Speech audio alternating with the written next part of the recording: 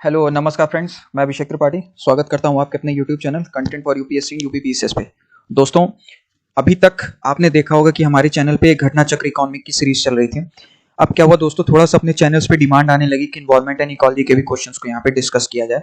अब दोस्तों क्या है कि हम यहाँ पे जिस तरीके से आपने अभी इकोनॉमिक्स की सीरीज को काफी प्यार दिया, उसी तरीके से अब यहाँ पे घटना चक्र की सीरीज में आप देखोगे कि इन्वायरमेंट एंड इकोलॉजी के भी सेक्शन को मैंने ला दिया है। तो जिस तरीके से आपने उसको प्रमोट किया, प्यार दिया, शेयर किया, लाइक किया, आपने टोटली बने रहे साथ अभी तक बना रहा, तो आप इसको भी जरूर देखिएगा।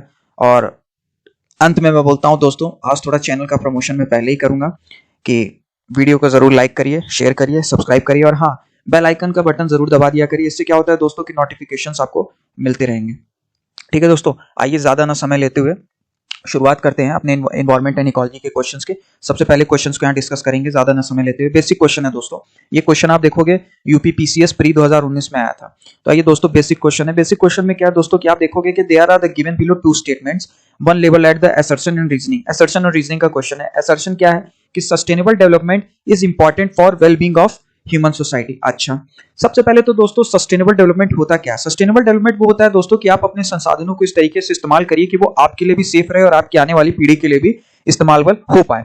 ठीक है, तो आप इसके रीजन को देखिए। Sustainable development is a kind of development that meets the need of the present without compromising the availability of future generation to meet their own needs. अच्छा, अब ऑप्शन ए क्या कहता है कि both A and R are true and R is correct explanation of A. Option B क्या कहता है कि both A and R are true but R is not a correct explanation of ए।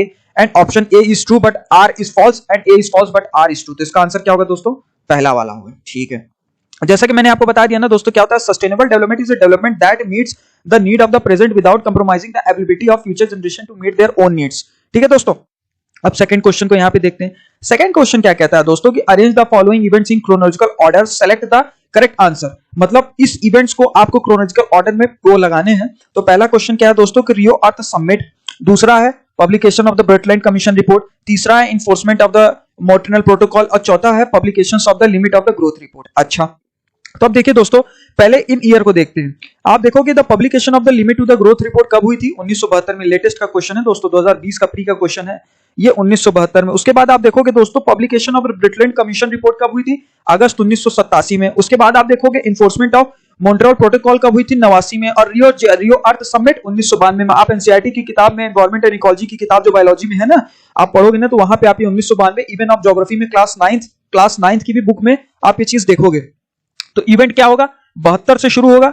सबसे पहले लिमिट ग्रोथ आएगा, limit growth यानी fourth के बाद आप देखोगे क्या आएगा? पब्लिकेशन ऑफ द ब्रटलैंड, यानी total first, second, third, first. Option B इसका होगा। ठीक है, अब बेसिक क्वेश्चन ये भी है, discussion on the sustainable development was started after submitting a report on environment to the United Nation in 1987। अच्छा, सस्टेनेबल डेवलपमेंट के कंटेक्स्ट में यहां पे बात की गई है कि 1987 में क्या यूएन ने रिपोर्ट दिया था कि first report on the UN chain, second आप देखोगे कि आवर कॉमन फ्यूचर, थर्ड आप देखोगे कि second report on the climate change and fourth आप देखोगे कि फिफ्थ असेसमेंट रिपोर्ट। अच्छा, ठीक है, अब यहां पे बात क्या है दोस्तों कि आप देखोगे कि ऑप्शन क्या कह रहा है। ऑप्शन भी हालांकि यहां पे आवर कॉमन फ्यूचर है, लेकिन देखिए दोस्तों थोड़ा सा रिपोर्ट को देखिए कि ब्रटलैंड रिपोर्ट क्या थी। आवर कॉमन फ्यूचर सबमिशन को आल्सो नोन एज ब्रटलैंड रिपोर्ट। यानी आप देखोगे कल को अगर क्वेश्चन घुमा के बनता है कि 1987 का यूनाइटेड नेशन में जो रिपोर्ट सबमिट की गई उसको ब्रटलैंड रिपोर्ट भी कहा जाता है। इवन वो पब्लिश कब किया गया था? आप देखोगे कि world commission of the earth and development 1987 में उसको पब्लिश किया गया। तो आप ये समझने की कोशिश करिए कि इसको पब्लिश किसने किया है? WCED ने इसको पब्लिश किया है। तो ये समझिए दोस्तों कि 1987 में डिस्कशन पे इसको पब्लिश किया गया। ठीक है, अब दूसरे क्वेश्चन को यहां पे देखिए दोस्तों, द एनवायरमेंट प्रोटोकॉल एक्ट कब इनेक्टेड किया गया? ये 1986 में एक्ट में लाया गया। ठीक है, एनवायरमेंट क्या कहता है? ये देखिए दोस्तों, सब हाल ही की यूपीपीसीएस 2006 का क्वेश्चन है। ठीक है, the natural world of land, water, air, plants and animals that exist around us. अच्छा, मतलब नेचुरल वर्ल्ड जिसमें लैंड है, वाटर है, एयर है, प्लांट है और एनिमल है जो आसपास सराउंडिंग में, sum total of the conditions which surround human being at a given point of time. अच्छा, इवन आप देखोगे कि the interacting all system of the physical and biological culture elements that are inter related. मतलब समझने की कोशिश करिए कि जो सराउंडिंग ह्यूमन बीइंग के आसपास है उस टाइम की, इवन आप देखोगे land, water, air, plants, environment में ये भी आता है। इवन जो मानव संसाधन के आसपास की चीजें, इवन आप देखोगे interacting system of the physical and biological culture events की भी यहाँ पे बात की जा रही है। मतलब समझने की कोशिश करिए कि culture and physical biological culture events आपस में कनेक्टेड है। तो ऑप्शन क्या होगा? All of the event. अब थोड़ा सा देखिए दोस्तों, इस चीज को समझने की कोशिश करिए कि आप जब बायोलॉजिकल चार्ट पढ़ोगे ना तो ये टोटली क्या है दोस्तों कि सोशली इन्वायरमेंट की कंडीशन को फ्रेंच लैंग्वेज में आप कह सकते हो कि it totally mean of the in circle. In circle mean in the sense समझने की कोशिश करिए कि सोशली और biologically, physically and chemical events एक साथ हो रहे हैं। इसी तरीके से क्या है कि ये कंपोजिंग हुआ है, कंपोज इन द सेंस समझने की कोशिश करिए, या तो नेचुरल होगा या तो आप मैन मेड सराउंडिंग के आसपास की वजह से आप इसको देखोगे। इवन आप देखोगे the environment is also defined as the social culture and physical condition. वही वाली बात है ना कि social cultural even physical condition के थ्रू भी ये साथ साथ कनेक्टेड है, ठीक है। इवन आप देखोगे कि 1986 का जो एक्ट आया था एनवायरमेंट प्रोटेक्शन एक्ट, ये क्या कहता था कि environment includes water, air, land, even inter relationships which surround among the between water, air and land and human beings that living creatures, plants and micro organisms.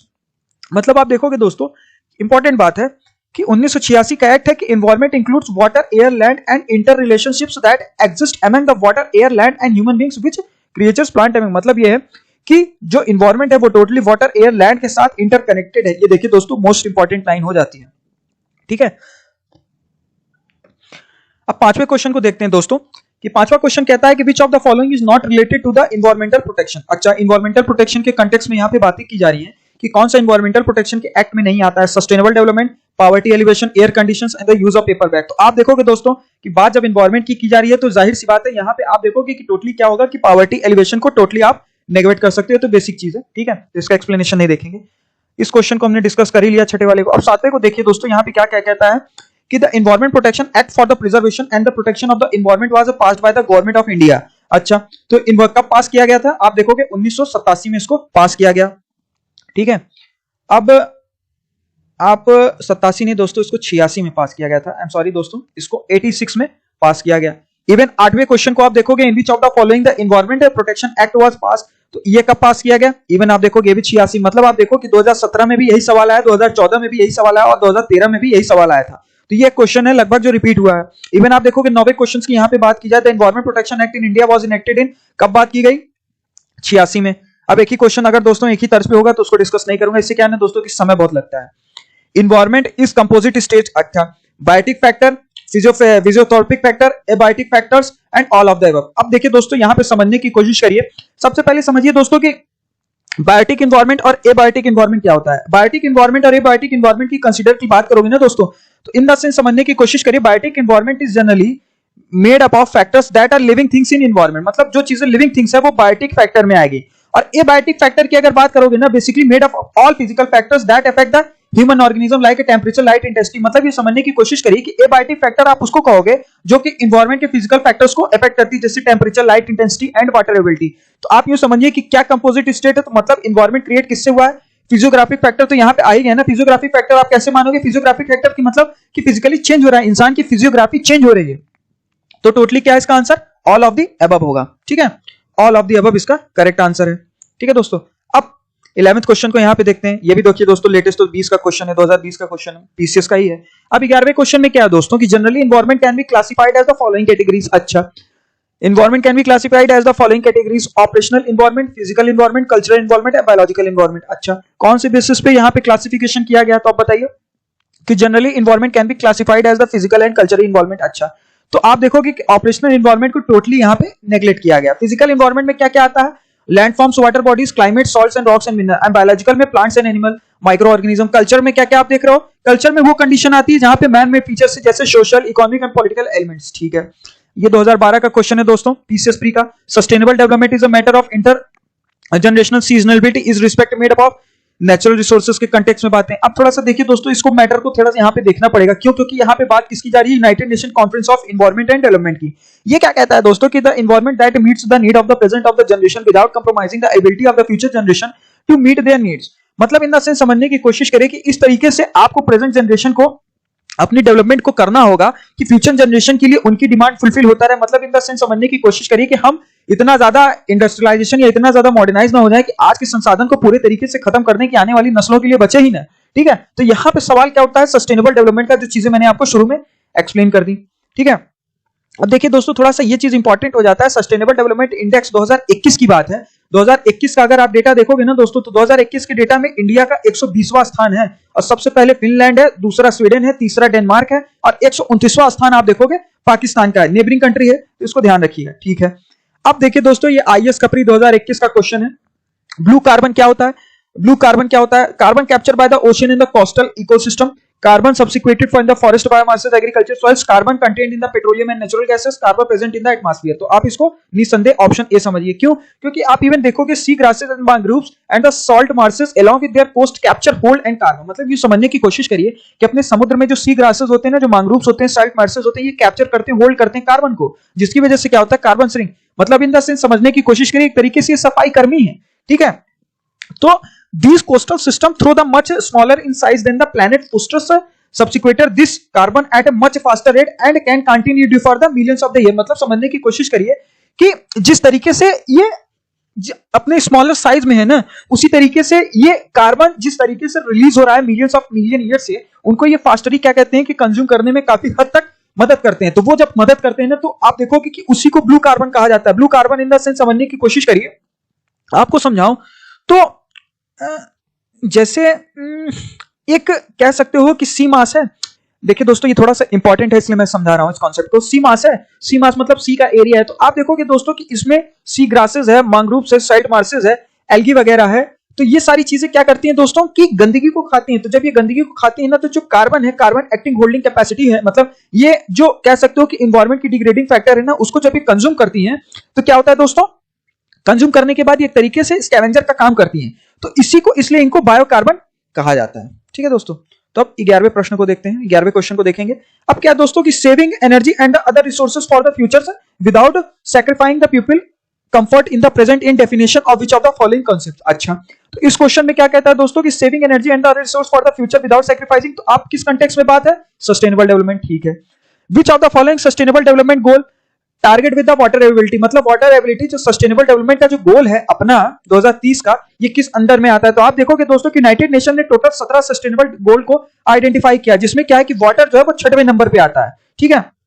अब 16th question को देखिए, ये भी पीसीएस 2017 का क्वेश्चन है। The decade of the sustainable energy for all the initiative of किसके under में आता है? यूनाइटेड नेशन, इंडिया, जर्मनी और वर्ल्ड बैंक। तो आप देखोगे दोस्तों कि it's totally off the sustainable energy जो है यूनाइटेड नेशन के अंदर में आती है।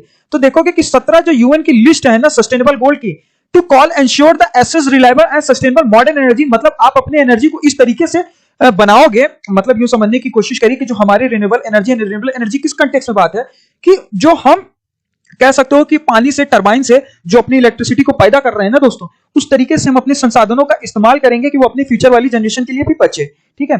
अब ये 19वां क्वेश्चन को ही देख लेते हैं कि वर्ल्ड एनवायरनमेंट डे कब सेलिब्रेट किया जाता है? 5 जून को सेलिब्रेट किया जाता है। वर्ल्ड एनवायरनमेंट डे कब सेलिब्रेट किया जाता है? 5 जून को सेलिब्रेट किया जाता है। ये भी दोस्तों 18वां 19वां क्वेश्चन। इस वाले क्वेश्चन को देख लेते हैं। विच of the following is the nodal institute implementation of the sustainable development goal in India. मतलब आप देखोगे कि कौन सा नोडल इंस्टीट्यूट है जो सस्टेनेबल गोल जो इंडिया का है उसको गवर्न करता है। तो इसको गवर्न करने वाला क्या है? नीति आयोग है, ठीक है। 20वें क्वेश्चन को देखिए दोस्तों कि the book silent spring published in 1962 which set the turn of the environment movement in the world was written by the Carolyn Merchant, Karl Marx, Richard Carlson and Rajagopalan Chand. तो आप देखोगे दोस्तों कि साइलेंट स्प्रिंग को जो इन्वायरमेंटल बुक है 1962 में publish हुई थी, इसको किसने लिखा था? रेकेल कार्सन ने लिखा था, ठीक है। 21वें क्वेश्चन को यहां पे देखते हैं दोस्तों। The country natural capital included all of the following. मतलब आप देखोगे कि किसी भी देश का नेचुरल कैपिटल क्या होता है? किसी चीज को छोड़ के forest, water, roads and minerals. तो आप देखोगे दोस्तों कि अपनी मैन मेड चीज तो जो है रोड है ना, तो नेचुरल कैपिटल क्या है? अब थोड़ा सा यहाँ पे देखिए दोस्तों, देख लेते हैं इस चार्ट को, थोड़ा सा इंपॉर्टेंट हो जाता है कि नेचुरल रिसोर्स के कंटेक्स्ट में। रुकिए दोस्तों, पहले पेन का कवर में रेड कर लूं। नेचुरल रिसोर्स के कंटेक्स्ट में क्या है दोस्तों कि आप देखोगे natural resource is generally inaccessible resource और एक्सेसिबल रिसोर्स। मतलब इन द सेंस समझने की कोशिश करिए, वो चीज जो खत्म नहीं हो सकती, वो चीज जो खत्म हो सकती। इनएक्सेसिबल उसको कहा जाएगा जो खत्म नहीं हो सकती, जैसे solar energy, wind energy, tidal energy, rain, atomic energy. और एक्सेसिबल जो एग्जिस्ट हो सकती, खत्म हो सकती है, मतलब एक हद से ज्यादा अगर हम उसका इस्तेमाल करने लगेंगे तो वो खत्म हो जाएगी, जैसे रिन्यूएबल और नॉन रिन्यूएबल। नॉन रिन्यूएबल में कौन सा है? बायोटिक और एबायोटिक। एबायोटिक की चीजें क्या है? जैसे पेट्रोल, कोल, गैस, जिप्सम मटेरियल, मतलब इतना यूज कर लेंगे तो आने वाली नस्ल के लिए बचेगा ही नहीं। और रिन्यूएबल क्या है? Forest, pastures, water system, agriculture system, wild animal, soils. मतलब इन द सेंस समझने की कोशिश करिए कि ये सारी चीजें, जैसे फॉरेस्ट है, जरूरत से ज्यादा अगर हम नवाचार करने लगे, इन्वेशन करने लगे, डेवलपमेंट करने लगे, फॉरेस्ट काटने लगे, तो आप देख ही रहे हो क्या हो रहा है। अभी जोशीमठ वाला आपने सीन देखा ही। तो इसी तरीके से आए दिन आप देखते ही होंगे कि उत्तराखंड में जो है लैंडस्लाइडिंग हो जाती है, हिमाचल में लैंडस्लाइडिंग हो जाती है। तो ये सब क्या कारण है? अपने मैन मेड ही, मतलब अपने मैन मेड की ये सारी हरकतें हैं, जिसकी मतलब मैन मेड के ही वजह से ही आज जो हमने अपने इन्वायरमेंट को पॉल्यूट किया है ना, जो हार्म पहुंचाई, उसी की देन है, ठीक है। अब 22वें क्वेश्चन को यहां पे देखते हैं। What is the theme of the world environment population 2018 का है, क्या है? 2017 में आया था यूपीआरओ एआरओ में, कि क्या पूछा था? तो दोस्तों यहां पे आप बताइए कि वर्ल्ड एनवायरमेंट थीम 2018 की क्या थी? इसकी थीम आप देखोगे दोस्तों कि बीट प्लास्टिक पॉल्यूशन इसकी थीम थी। अच्छा, अब थोड़ा सा दोस्तों बीट प्लास्टिक पॉल्यूशन के बारे में आप देखोगे। इस टाइम क्या था दोस्तों कि आप देखोगे कि 2018 की थीम, जब आप देखोगे वर्ल्ड एनवायरमेंट डे की बात हुई 5 जून की, इस कंटेक्स्ट में क्या हुआ कि China was the global host of the 2019 environment day. अच्छा, ये थीम क्या थी? एयर पॉल्यूशन के कंटेक्स्ट में थी कि world environment day was the biodiversity and the theme for the 2021 की क्या थी कि ecosystem restoration and Pakistan act as a global host of the day. मतलब सेंस समझने की कोशिश करिए कि 2021 की जो वर्ल्ड एनवायरमेंट थीम है ecosystem restoration, Pakistan acted as a global host of the day, मतलब 21 में किसने होस्ट किया? पाकिस्तान ने किया। ठीक है, उसके बाद आप देखोगे कि 2019 में किसने किया? चाइना ने किया। ठीक है, तो ये चीजें याद रखना दोस्तों। अब यहां पे 23वें क्वेश्चन को देखते हैं कि which of the following, just a minute friends, कि the main role of the solar radiation is in, मतलब सोलर रेडिएशन की मेन रोल मतलब किसमें यूज होती है? वाटर साइकिल में। अच्छा, वाटर साइकिल के कंटेक्स्ट की क्या कहानी है? The main role of the solar radiation is in the water cycle. Water cycle is driven primary by the energy from the sun. अच्छा, जो वाटर साइकिल है ना वो टोटली डिपेंड किस पे कर रहा है? सन पे। अच्छा, दिस सोलर रेडिएशन से drive the cycle by the evaporating water from the oceans, lakes, rivers and even the soil. अच्छा, इन द सेंस समझने की कोशिश करो दोस्तों कि क्या कह रहा है कि ओशियन, लेक्स और रिवर, इवन सॉइल में आप देखोगे कि सोलर रेडिएशंस लगती हैं, जिसकी वजह से क्या होता है कि वाटर वेपर्स और क्लाउड्स बनते हैं। इवन आप देखोगे कि where the water tablets eventually gain through the mass to fall on the earth. ठीक है, water cycle is essentially a closed system. अच्छा, वाटर साइकिल टोटली क्या है कि एक क्लोज सिस्टम है, जिसका क्या मतलब है कि the volume of the water that is in the hydrosphere today is the same amount of the water that has been present in the earth. मतलब इन द सेंस समझने की कोशिश करिए कि जितने भी अपने हाइड्रोस्फीयर में, अपनी जो अर्थ का पार्ट है हाइड्रोस्फीयर, लिथोस्फीयर आपने सुना होगा ना, तो हाइड्रोस्फीयर का जो पार्ट है ना, इवन क्या है कि the volume of the water that is in the hydrosphere today is the same amount of the water that has been always in the earth system. तो वही साइकिल है कि वाटर साइकिल क्लोज सिस्टम है, मतलब जितना अपने hydrosphere की today में पार्ट है ना, वाटर का जो प्रेजेंस है वही टोटली जो है same amount of the earth system में भी प्रेजेंट है। ठीक है, अब यहां पे क्या है, 24वें क्वेश्चन को देखते हैं।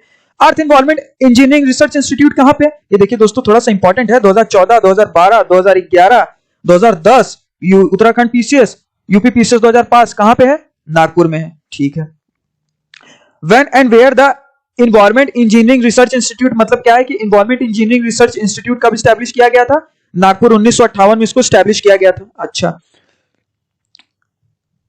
What is the important for sustainable development, क्या इंपॉर्टेंट है सस्टेनेबल डेवलपमेंट के लिए? Conservation for the biological diversity. अच्छा, prevention and the control of population, decreasing poverty, all of the above. अच्छा, अब देखिए दोस्तों यहां पे क्या है कि conservation for the biological diversity and prevention and control of the population and decrease the poverty, all the importance of the sustainable development. अच्छा, तो it is imperative for the achieving the goal of the sustainable development to make the policies our environment and ecology। even आप देखोगे दोस्तों कि certain informations are the required to formulation on the sustainable development, मतलब हमको कुछ certain information की जरूरत पड़ती है जिसके थ्रू sustainable development का फॉर्मुलेशन डिजाइन किया जाता है। ठीक है, अब 28वें क्वेश्चन को देख लेते हैं। which of the following is not an objective for the smart city development। अच्छा, स्मार्ट सिटी डेवलपमेंट के जन में क्या ऑब्जेक्टिव है? Good governance, green city, stabilising quality of life, smart mobility. अच्छा, तो स्मार्ट सिटी का जो मिशन है, इवन आप देखोगे कि इसका क्या बात है यहाँ पे, स्मार्ट सिटी के मिशन के इनोवेशन के तहत क्या है कि it's a new initiative by the government of India to drive the economic growth and improve the quality of life. अच्छा, तो कोर इंफ्रास्ट्रक्चर में आप एलिमेंट की मिशन की क्या है कि वाटर सप्लाई बढ़िया होना चाहिए, इलेक्ट्रिक सप्लाई, मतलब कि स्मार्ट सिटी मिशन के तहत क्या इसकी बेसिक कह सकते हो कि एलिमेंट्स है, वाटर सप्लाई बढ़िया होना चाहिए, एश्योर्ड इलेक्ट्रिक सप्लाई होना चाहिए, सैनिटेशन प्रॉपर होना चाहिए, सॉलिड वेस्ट मैनेजमेंट का, इवन इफिशिएंट अर्बन मोबिलिटी होनी चाहिए, अफोर्डेबिलिटी हाउसिंग होनी चाहिए स्पेशली फॉर पुअर होना चाहिए, robots, IT, connective and digitalisation होना चाहिए, गुड गवर्नेंस होना चाहिए specially e governance and people participation होना चाहिए, इवन आप देखोगे सस्टेनेबल एनवायरनमेंट होना चाहिए, and safety and security of the citizens and particularly womens and children, orderly and health education. मतलब आप देखोगे दोस्तों ये सारी चीजें थोड़ी सी इंपॉर्टेंट हो जाती हैं। ठीक है, तो आप इसको कहीं पे नोट डाउन कर लेना कि क्या स्मार्ट सिटी के मिशन के तहत ये सारी चीजें आती हैं। ठीक है दोस्तों, अब अर्थ समिट कब हुई थी? अर्थ समिट कहां पे हुई थी? रियो डी जेनेरियो में हुई थी। ये तो दोस्तों बहुत बेसिक क्वेश्चन है। 30वां क्वेश्चन क्या है कि which of the title was the Rio de Janeiro? Rio 20 Janeiro का क्या टाइटल है? The future we want, the future we seek, the future we have, the future we want. The future we want क्या था? Rio de Janeiro का topic हुआ करता था। ठीक है, ब्राजील में हुई थी दोस्तों, याद रखना। द फर्स्ट अर्थ समिट कहां पे हुई थी? रियो डी जेनेरियो में 1992 में हुई थी। International conference held in Rio de Janeiro, कहां पे हुआ था इंटरनेशनल कॉन्फ्रेंस? वॉज किसने हेल्ड किया था? United Nation conference. Sustainable development का काम किसका? यूनाइटेड नेशन कॉन्फ्रेंस का ही है, ठीक है। 33वें क्वेश्चन को देखिए, which of the following the thin layer of the gases around the earth, सबसे कौन थिन लेयर है गैसेस की जो अर्थ के अराउंड में है? Biosphere, water particles, atmosphere and atmosphere. तो आप देखोगे अपना एटमॉस्फेयर है ना, जहां से सारी गैसेस आती हैं, तो एटमॉस्फेयर होगा thin layer of the gases, ठीक है। एयर क्या है? कंपाउंड है, एलिमेंट है, मिक्सचर है, इलेक्ट्रोलाइट है? बेसिक चीज है, मिक्सचर है। नाइट्रोजन का कितना परसेंटेज होता है ड्राई एयर में? अब बताइए, नाइट्रोजन का टोटली परसेंटेज आप देखोगे कितना है? 78% यहां पे है, ठीक है। अब थोड़ा सा देखिए दोस्तों, ये इंपॉर्टेंट है कि कौन सा परसेंटेज कौन सा है। Nitrogen 78%, oxygen 20%, argan 93%, carbon dioxide 0.36%, neon 2%, 0.2%, 0.002, helium 0.005, krypton 001, xenon 0.009 and hydrogen 0.005। तो आप देखोगे कि सबसे अधिक क्या है? नाइट्रोजन अपने इन्वायरमेंट में है। उसके बाद आप देखोगे which of the following is considered to be the optimum concentration of the carbon dioxide का नेचुरल बैलेंस में एटमॉस्फेयर में ऑप्टिमम कंसंट्रेशन क्या होना चाहिए? 0.003। यहां पे आपने देखा ना 0.003, 0.36, तो वही वाली बात है, 0.003 होगा। Noble gas is not present in the air, कौन सी होती है? अब बताइए, हीलियम, एर्गन, नियान। आप देखिए यहां पे कौन कौन सी आपको दिख रही है? एर्गन दिख रही है, हीलियम दिख रही है, नियान दिख रही है, और कौन सी नहीं दिख रही है? रेडन नहीं दिख रही है, तो रेडन को आप मार दीजिए, ठीक। विच of the following statement the highest percentage, सबसे ज्यादा कौन सा परसेंटेज? नाइट्रोजन होता है। हाईएस्ट परसेंटेज ऑफ गैस कौन सी है?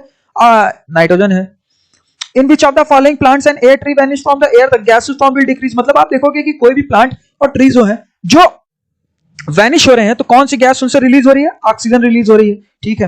ये तो सभी को पता है दोस्तों। फोटोसिंथेसिस का प्रोसेस तो बचपन में हम सब ने पढ़ा होगा ना, कि green plants make their own food with the help of sunlight and carbon dioxide. तो आप देखोगे कि लास्ट में क्या रिलीज होता है? ग्लूकोज रिलीज होता है और ऑक्सीजन रिलीज हो रही है प्लांट से। कार्बन डाइऑक्साइड को ले रहे हैं, फोटोसिंथेसिस का प्रोसेस कर रहे हैं, अपना खाना बना रहे हैं, उसके बाद आप देखोगे कि ऑक्सीजन रिलीज हो रही है, ठीक है। 41 क्वेश्चन को यहां पे देखिए कि which of the following is not a function of a tree. अच्छा, ट्री का क्या फंक्शन नहीं है? कार्बन डाइऑक्साइड को एब्जॉर्ब करना, absorption of the noise, air pollution and releasing oxygen. तो क्या होता है कि एयर पॉल्यूशन को क्या कंट्रोल कर सकता है ट्री? बिल्कुल नहीं कर सकता है। 42वें क्वेश्चन को देखिए, consider the following photosynthesis, respiration, DK of organic matter and volcanic action. तो आप देखोगे कि कार्बन साइकिल का क्या यहाँ पे इवेंट्स होता है। सबसे पहले आप बताइए यहाँ पे क्या होगा? सबसे पहले जो होगा दोस्तों, आप देखोगे कि the DK of the organic matter सबसे पहले होगा, ऑर्गेनिक मैटर डीके करेगा, उसके बाद वॉल्केनिक एक्शन होगा, उसके बाद respiration and the burning of the fossil fuels contribute the carbon dioxide, carbon cycle the plant use carbon dioxide. मतलब सेंस समझने की कोशिश करिए कि सबसे पहले क्या होगा। सबसे पहले क्या होगा कि आप देख रहे हो डीके, रेस्पिरेशन होगा। रेस्पिरेशन क्या है? रेस्पिरेशन इन द सेंस समझने की कोशिश करिए दोस्तों कि जो प्लांट की पत्तियां आपने देखी हैं, जैसे मान के चलिए ये प्लांट की पत्तियां हैं, तो प्लांट की पत्तियों के बीच में आपने देखा होगा ये जो होती है ना स्टेम्स, ये जो चीजें हैं, ये रेस्पिरेशन के प्रोसेस को परफॉर्म करती है, ठीक है। तो जो रेस्पिरेशन का प्रोसेस है, which of the following above the add carbon dioxide to the carbon cycle. तो कौन सी चीज ऐड की जाती है? रेस्पिरेशन ऐड की जाती है, DK of the organic matter add किया जाता है, और वॉल्केनिक एक्शंस ऐड किया जाता है। मतलब आप सेंस समझने की कोशिश करिए, कार्बन डाइऑक्साइड की बात हो रही है, तो कार्बन डाइऑक्साइड को लेके ही ऑक्सीजन रिलीज होगी। क्यों? क्योंकि फोटोसिंथेसिस के प्रोसेस में क्या है? फोटोसिंथेसिस में तो कार्बन डाइऑक्साइड को हमारे मनुष्य के द्वारा CO2 को छोड़ के ऑक्सीजन निकाला जाता है ना। तो यहां पे क्या होगा कि respiration, DK of the organic matter and the volcanic action, ठीक है। ये प्री 2014 का क्वेश्चन है, थोड़ा टिपिकल है दोस्तों। अब 43वें क्वेश्चन को देखते हैं, 43 क्वेश्चन को, which of the following does not add the carbon dioxide to carbon cycle on the earth planet. अच्छा, आप बताइए दोस्तों, अभी मैंने इसको यहां पे डिस्कस किया, क्या क्या आपने देखा? रेस्पिरेशन में फोटोसिंथेसिस को आपने नेग्लेक्ट कर दिया था ना। फोटोसिंथेसिस को जब आपने नेग्लेक्ट कर दिया, तो आप यहां पे भी ये चीज समझोगे कि कार्बन की साइकिल जो है कैसे कैसे है। रेस्पिरेशन, फोटोसिंथेसिस, डीके ऑफ, इसमें आप फोटोसिंथेसिस को कैंसिल समझिए। 44वां क्या है? The concept of the weathering relates क्या है? Deposition of the decomposed material, change in the weather conditions day to day. Weathering की बात है। वेदरिंग क्या होता है? वेदरिंग का मतलब ये होता है दोस्तों कि समझने की कोशिश करिए, जैसे मानिए सॉइल की लेयर है, आंधी उड़ी, आंधी उड़ने के बाद, क्योंकि थोड़ा कलर चेंज कर दूं दोस्तों, आंधी उड़ी, आंधी के बाद ये सॉइल की दूसरी लेयर भी इसके ऊपर आ गई, तो मतलब एक परत के ऊपर दूसरी परत आ गई, ठीक है। तो उसी को वेदरिंग का प्रोसेस है। तो वेदरिंग का क्या है कि natural process leading to the decomposition of the rocks. Concept क्या रिलेट करता है वेदरिंग का? कि natural process leading to the decomposition of rocks. क्योंकि आप देखोगे deposition of the decomposed material and change in the weathering condition day to day. Even आप देखोगे कि natural process leading to the decomposition of rock, मतलब in the sense समझने की कोशिश करिए कि अगर मानिए वॉल्केनिक इरप्शन हो रहा है, ये तो देखिए थोड़ा ज्योग्राफी का कॉन्सेप्ट यहाँ पे आ गया दोस्तों, पर मैं आपको समझाता हूं कि अगर मान के चलिए कि ये वॉल्केनिक इरप्शन हो रहा है, लावा आ रहा है, तो लावा आने के साथ साथ आप देखोगे दोस्तों कि मानिए कोई भी रॉक जैसे यहां पे बना, आया, आने के बाद मैग्मा बाहर आएगा, मैग्मा बाहर आने के बाद आप देखोगे कि ये चीज जब सॉलिडिफाइड होगी तो क्या बनेगी, इग्नियस रॉक बनेगी। जब यही रॉक आप देखोगे दोस्तों कि नेचुरल प्रोसेस के थ्रू डिकम्पोज हो, रॉक कैसे बनता है, रॉक तो एक टाइप का मैग्मा है ना, तो मैग्मा कैसे आएगा, मैग्मा इन द सेंस समझने की कोशिश करिए कि जब ये अर्थ के क्रेटर से, ये क्रेटर होता है दोस्तों, अर्थ से जब यही चीज बाहर आती है तो सॉलिडिफाई होती है मैग्मा, यही बाद में रॉक बन जाती है। तो आप देखोगे कि जब ये रॉक का फॉर्मेशन हो रहा है, बाद में यही चीज जब डिकम्पोज होगी ना दोस्तों, तो ये क्या होगा कि नेचुरल प्रोसेस जो होगा, लीडिंग जो होगा, वो वेदरिंग को लेयर बाय लेयर प्रोसेस को शो करेगा। मतलब सेंस समझने की कोशिश करिए, these are the condition by the complex geological, climatic and topographic and vegetative factors. ठीक है, इवन आप देखोगे दोस्तों कि the headquarter of the world meteorological organisation कहां पे लोकेटेड है, जिनेवा में लोकेटेड है। अच्छा, 46 क्वेश्चन को देखिए, हेडक्वार्टर यूएनईपी का कहां पे है, नैरोबिया में है। यूएनईपी की फुल फॉर्म क्या है, UNEP basically stand on the United Nation environment programme, was established in 1972। इसका हेडक्वार्टर कहां है, केनिया में है, नैरोबी जिसको बोलते हैं। इवन आप देखोगे दोस्तों कि इसका जो करंटली एग्जीक्यूटिव डायरेक्टर है ना, वो यूनाइटेड नेशन एनवायरनमेंट प्रोग्राम का भी करंटली है। मतलब सेंस समझने की कोशिश करें दोस्तों कि Inger Andersen of the Denmark is currently the executive director of the United Nation environment programme. तो ये थोड़ा सा दोस्तों फैक्चुअल चीज है, आप चाहो तो इस चीज को भी नेग्लेक्ट कर सकते हो। मोस्ट आपके लिए इंपॉर्टेंट यूएनईपी है कि यूएनईपी का क्या फुल फॉर्म है, United Nation environment programme, establish कब हुआ 72 में। इवन आप देखो कि इसका हेडक्वार्टर कहां है, नैरोबी केनिया में है। ठीक है, अब 47वें क्वेश्चन को देखिए, which of the following headquarter of the United Nation environment programme, UNEP का हेडक्वार्टर कहां है, नैरोबी में। 47 केनिया की बात है, 2016 झारखंड पीसीएस में आया था। 48 क्वेश्चन को देखिए, where was the fourth session of the UN environment assembly UNEP held recently, तो कहां पे हेल्ड हुआ था fourth session United assembly UNEP का, तो ये हेल्ड कहां पे हुआ है, नैरोबी केनिया में। 49 को देखिए, ईपीए क्या होता है, ईपीए किस पे स्टैंड है, पॉल्यूशन एजेंसी है, एनवायरनमेंट पॉल्यूशन एजेंसी है कि एनवायरमेंटल प्रोविजन एजेंसी है कि एनवायरमेंट प्रोटेक्शन एजेंसी है कि नन ऑफ दीज। तो इसका आंसर क्या होगा दोस्तों, एनवायरमेंट प्रोटेक्शन एजेंसी। ये किसको कौन गवर्न करता है, फेडरल गवर्नमेंट यूनाइटेड स्टेट्स का इसको गवर्न करता है। इसका क्या काम था, protecting the human health and environment by the writing and enforcing regulation based law pass by the Congress. मतलब सेंस समझने की कोशिश करिए कि ये तरीके का प्रोटेक्शन प्रोवाइड करता है। प्रोटेक्शन इन द सेंस समझने की कोशिश करिए कि इन्वायरमेंट में जो राइटिंग और इन्फोर्समेंट रेगुलेशंस वगैरह लगाए जा रहे हैं ना, ये लॉ को पास करके आप देखोगे कि एक टोटली एस्टेब्लिशमेंट दिया जा रहा है। ठीक है, एस्टेब्लिशमेंट इन द सेंस समझने की कोशिश करो दोस्तों, तो डिटेल में बताता हूं कि आप अपने हेल्थ हैजार्ड के थ्रू इस तरीके से अपने इन्वायरमेंट को प्रोटेक्ट करिए, कुछ कुछ उस पे रूल्स एंड रेगुलेशन को इन्फोर्स करिए, वो पास किया गया बेस्ड बाय द कांग्रेस। ठीक है, अब 50वें क्वेश्चन को देखते हैं कि in which of the following institute environment information system EVS centre on the population environment कहां पे लोकेटेड है। इस क्वेश्चन को हम लोगों ने पहले भी डिस्कस कर लिया, ये कहां पे लोकेटेड है दोस्तों, ये आप देखोगे कि आईआईपीएस मुंबई में लोकेटेड है।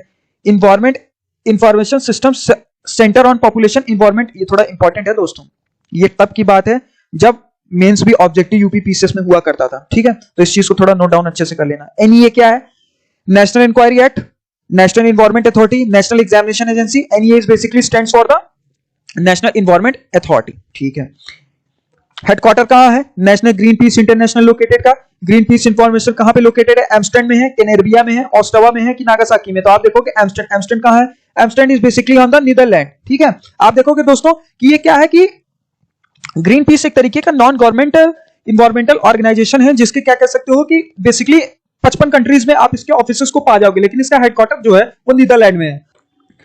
अब यहां पे दोस्तों 53 क्वेश्चन को देखेंगे। 53वें क्वेश्चन में क्या कहता है कि eco mark is given on the India product.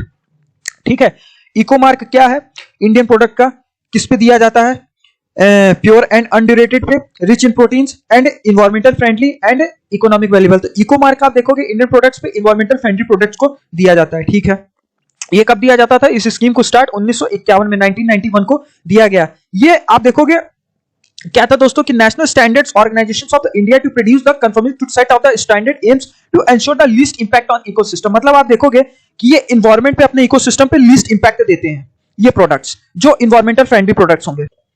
अब यहाँ पे दोस्तों 54वें क्वेश्चन को देखिए, 54 क्वेश्चन को, the level of the environmental friendly consumer product किसने इंट्रोड्यूस किया था, तो क्या है, इंट्रोड्यूस किस लिए किया गया था, इको मार्क। मतलब आप देखोगे कि इकोमार्क इज बेसिकली इंस्टीट्यूट किसने किया, गवर्नमेंट ऑफ इंडिया ने, कि इन्वायरमेंटल फ्रेंडली प्रोडक्ट्स हैं, ठीक है। ये किस किस पे दिया जाता था, जैसे मान के चलिए सोप पे, डिटर्जेंट्स पे, फूड आइटम्स पे, लुब्रिकेटिंग ऑयल्स पे, पैकेजिंग मटेरियल्स पे, मतलब आर्किटेक्चरल पेंट्स पे, पाउडर कोटिंग्स पे, बैटरीज पे, इन्वायरमेंट इलेक्ट्रॉनिक गुड्स पे, फूड एडिटिव्स पे, वुड सब्स्टिट्यूट्स पे, कॉस्मेटिक प्रोडक्ट्स पे, एरोसोल्स पे, प्रोपेलेंट्स पे और प्लास्टिक प्रोडक्ट्स पे और टेक्सटाइल और fire extension leathers and the course and the core product. ये देखिए दोस्तों इंपॉर्टेंट हो जाता है, इसलिए मैंने इसको हाईलाइट कर दिया, इसको कहीं दोस्तों नोट डाउन कर लीजिएगा, ठीक है, ये थोड़ा सा इंपॉर्टेंट है।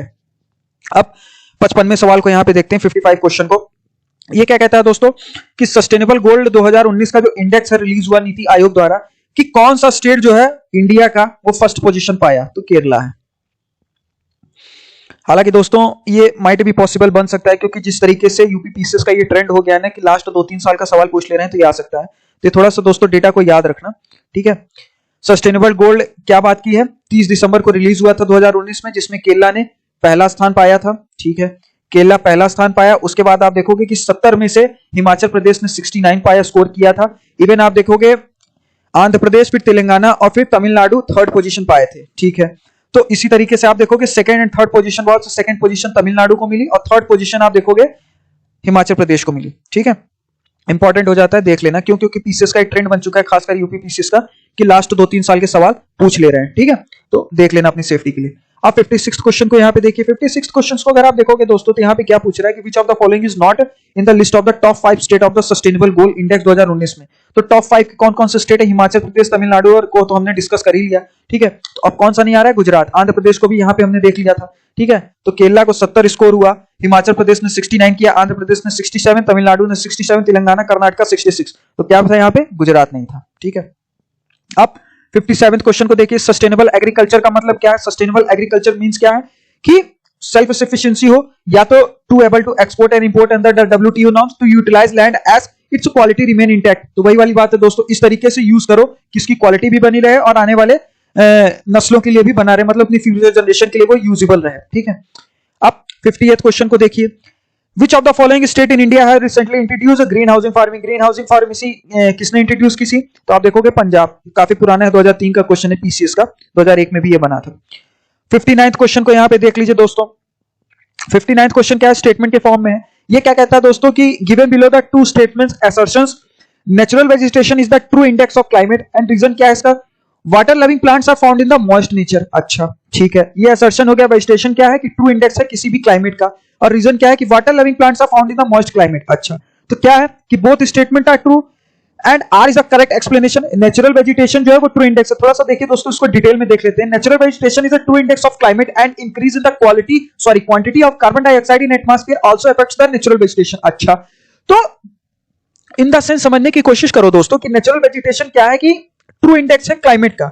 अगर मान के चलिए, मतलब नेचुरल वेजिटेशन एक तरीके का समझिए दोस्तों कि अपने हिंदी में अगर समझाऊं तो नेचुरल चीजें, नेचुरल इन द सेंस समझने की कोशिश करिए कि जैसे किसी भी क्लाइमेट में नेचुरल वेजिटेशन, जैसे मानो कि कोई भी पर्यावरण हो, जैसे मान के चलो कि कोई भी पेड़ हो, वो खुद से डेवलप हुआ हो, नेचुरली डेवलप हुआ हो, और ह्यूमन एड के चलते, जैसे मान के चलिए कि हमारी मानव की गतिविधियों के चलते हमने हार्म ना पहुंचाया उसको, तो वो नेचुरल वेजिटेशन होगा। ठीक है, तो आप देखोगे कि कार्बन डाइऑक्साइड अगर एटमॉस्फेयर में बढ़ गया ना, तो ये इफेक्ट करेगा नेचुरल वेजिटेशन को। इवन आप देखोगे दोस्तों कि वाटर लविंग और एक्वेटिक जो प्लांट्स है ना, वो भी मोस्टली क्या है कि मडी लैंड और नियर द पॉन्ड्स में ही पाए जाते हैं। अच्छा, तो आप देखोगे दोस्तों कि ये मॉइस्ट क्लाइमेट के अंडर फाउंड होते हैं। इवन आप देखोगे reduction of the moisture in atmosphere result in the erosion such as plants. मतलब इन द सेंस समझने की कोशिश करिए कि एक हद से ज्यादा अगर मॉइस्चर भी एटमॉस्फेयर में आ गया, मतलब रिडक्शन हो गया, मतलब एक हद से ज्यादा कम हो गया, तो प्लांट्स में एरोजन होने लगेगा। तो ये टोटली क्या है कि अपने वेजिटेशन के लिए सही नहीं। तो मतलब आप समझ गए ना, नेचुरल वेजिटेशन मतलब कि कोई भी चीज जो नेचुरली ग्रो की गई हो बगैर किसी ह्यूमन एड के, ठीक है, तो उसको नेचुरल वेजिटेशन कहा जाएगा। अब 60 क्वेश्चन को देख लेते हैं। 60वें क्वेश्चन को, ये बेसिक क्वेश्चन का आखिरी क्वेश्चन है दोस्तों। ये इन्वायरमेंट सेक्शन चल रहा था, इसके बाद इकोलॉजी सेक्शन को डिस्कस करेंगे दोस्तों। ठीक है, तो इन्वायरमेंट एंड इकोलॉजी की घटना चक्र में ये इन्वायरमेंट के टॉपिक के क्वेश्चंस को हम यहाँ पे देख रहे हैं। लास्ट क्वेश्चन है ये बेसिक क्वेश्चन का, urbanisation and industrialisation are harmful. अच्छा, अर्बनाइजेशन और इंडस्ट्रियलाइजेशन हार्मफुल है, क्या इसका आंसर है? फॉर बैलेंस डेवलपमेंट, बी है environment and ecology, and third है for biodiversity conservation, and fourth है ऑल अबव। तो क्या समझ रहे हैं? अर्बनाइजेशन और इंडस्ट्रियलाइजेशन मतलब शहरीकरण, और आप देखोगे कि इंडस्ट्रियलाइजेशन किसके लिए है? फॉर क्या इफेक्ट करता है, बैलेंस डेवलपमेंट को इफेक्ट करता है, इन्वायरमेंट एंड इकोलॉजी को इफेक्ट करता है, और बायोडाइवर्सिटी कंजर्वेशन को। तो आप देखो कि ऑल ऑफ द अबव है, मतलब कह सकते हो कि एक हद से ज्यादा अगर नवाचार होने लगा ना, ये डेवलपमेंट होने लगा, तो हमारे संसाधन तो एक्सप्लॉइट होंगे ही। ठीक है, तो फिर दोस्तों ये अपने बेसिक क्वेश्चंस के हैं इन्वायरमेंट सारे डिस्कस हो गए। अब दोस्तों नेक्स्ट वीडियो बनाऊंगा तो इसमें हाई लेवल के क्वेश्चंस जो हैं उनको डिस्कस कर लूंगा। ठीक है, तो वो दोस्तों वीडियो ऑलरेडी लंबी हो गई है, 42-43 मिनट की हो गई है, तो अब इसको यहीं पे स्टॉप करते हैं। तो फिर दोस्तों लास्ट तक अगर बने हो तो बहुत बहुत धन्यवाद। ठीक है, चैनल को शेयर करना, सब्सक्राइब करना, लाइक करना, पढ़ते रहिए, मस्त रहिए। Have a nice day friends.